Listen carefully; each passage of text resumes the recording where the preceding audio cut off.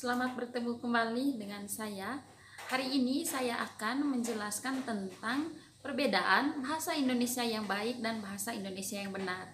Jadi ikuti terus video ini sampai selesai.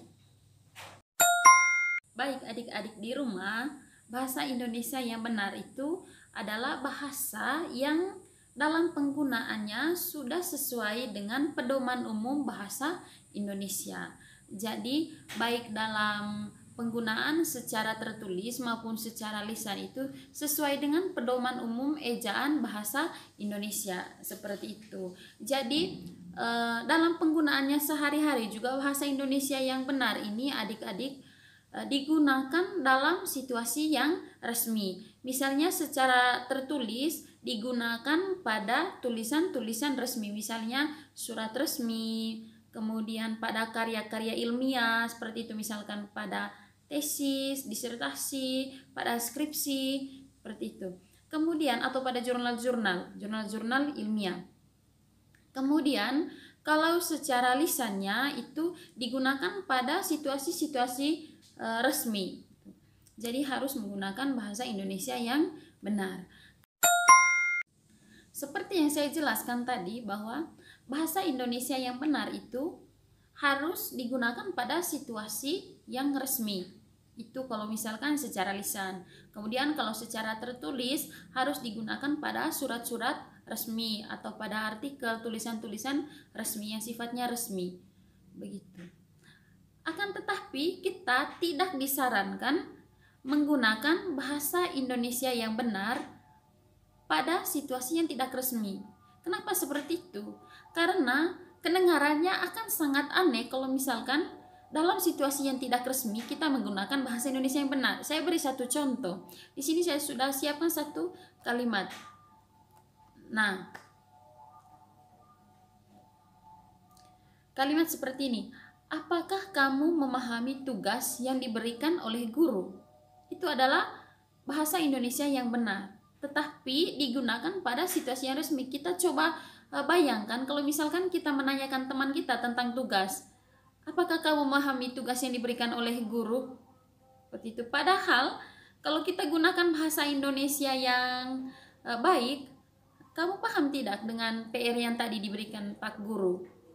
Begitu.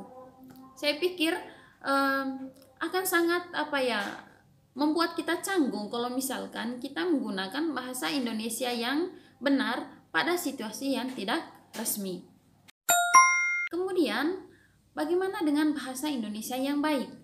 Bahasa Indonesia yang baik itu, teman-teman di rumah, adalah bahasa yang pada dasarnya itu hanya memiliki satu syarat, yaitu bahasa itu dipahami oleh lawan bicara kita.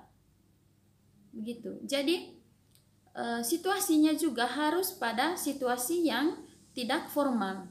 Hal lain yang perlu kita harus pahami dalam penggunaan bahasa Indonesia yang baik itu adalah dengan siapa kita berbicara dan di mana kita berbicara. Artinya lihat situasinya. Situasinya mendukung tidak kita menggunakan bahasa Indonesia yang baik.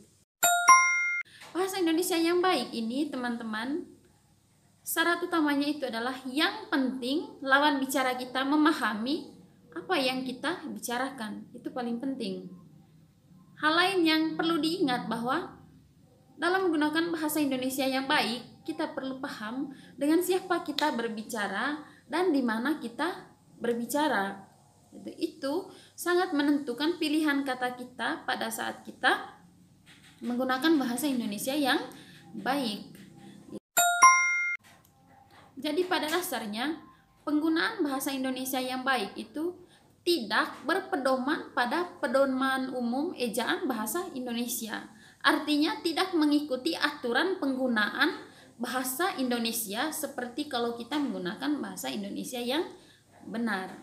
Pada intinya saja bahasa Indonesia yang baik itu digunakan pada situasi-situasi yang tidak resmi. Kemudian lawan bicara kita memahami apa yang kita bicarakan, dan kita juga perlu berpikir bahwa pada saat menggunakan bahasa itu, bahasa Indonesia yang baik itu, kita perlu paham kita berbicara dengan siapa dan juga situasinya seperti apa. Oke? Jadi itu dia adik-adik, semoga kalian paham bagaimana penggunaan bahasa Indonesia yang baik dan penggunaan bahasa Indonesia yang benar. Nah, kalau ada pertanyaan, kalau misalkan atau ada hal yang kamu tidak paham dari apa yang saya jelaskan, silahkan komentar di bawah. Sampai bertemu pada video selanjutnya. Terima kasih.